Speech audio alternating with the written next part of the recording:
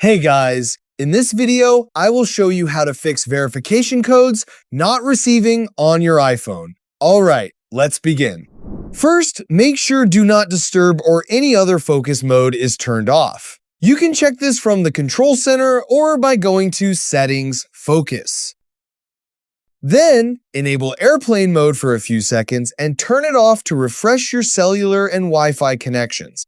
Next, check that you have a strong cellular signal. If your signal is weak, move to an area with better coverage and request the verification code again. After that, go to Settings, Phone, and confirm your phone number is correct. Then open Settings, Apps, Messages, and make sure iMessage, Send as SMS, and MMS messaging are enabled.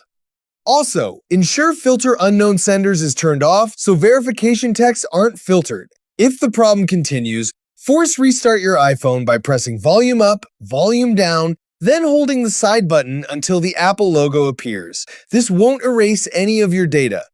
If you're still not receiving verification codes, contact your mobile carrier and the app support team to check if your number or account is being blocked. So that's basically how you can fix verification codes not receiving on your iPhone. That's it for this video. Thanks.